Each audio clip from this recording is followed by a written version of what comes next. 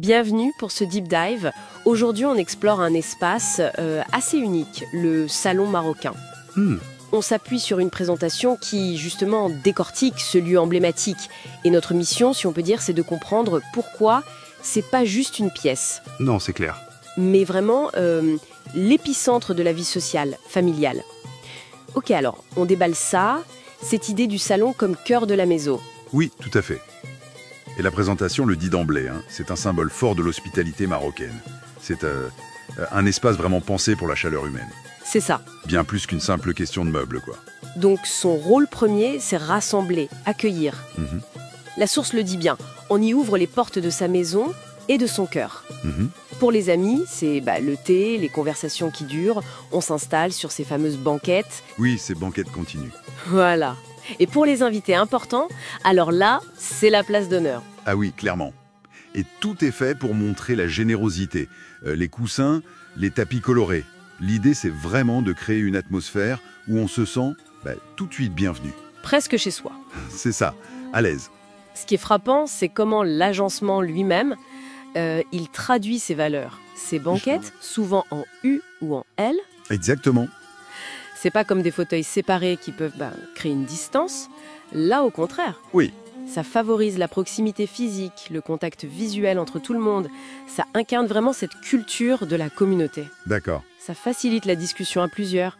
C'est l'espace au service du lien, en quelque sorte. Tout à fait. Et puis, alors là, la dimension festive.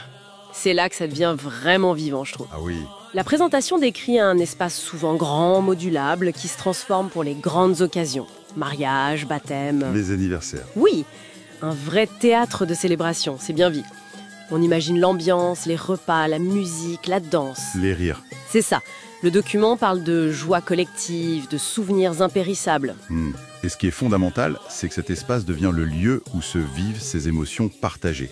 La fête, c'est pas juste un événement. Non, c'est plus profond. C'est le renforcement des liens, familiaux, amicaux, grâce à ce lieu.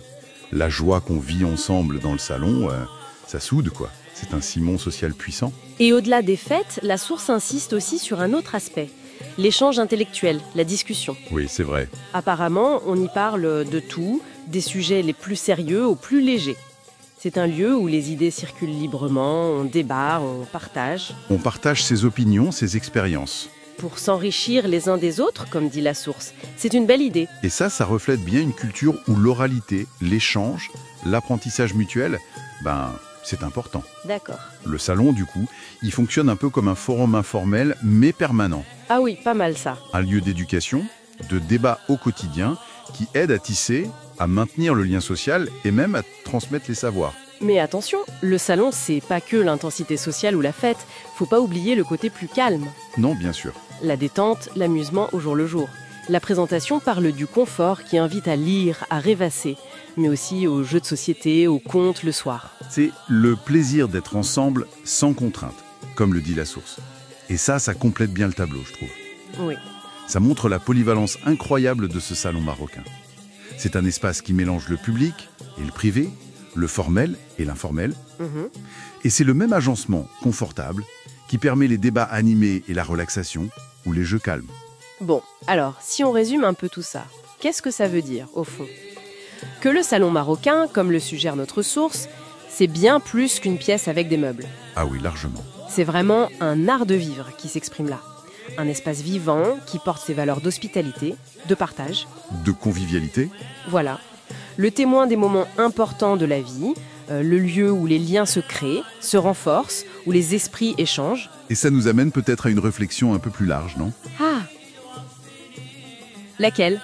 En regardant ce modèle, cet espace qui est si consciemment conçu pour la connexion humaine, pour l'échange, pour renforcer les liens, ça pose une question, je trouve, sur nos intérieurs à nous aujourd'hui.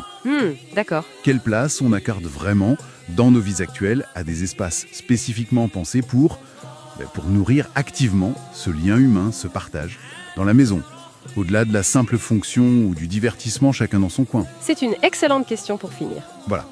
C'est une piste de réflexion, je pense, que nous laisse cet aperçu du salon marocain.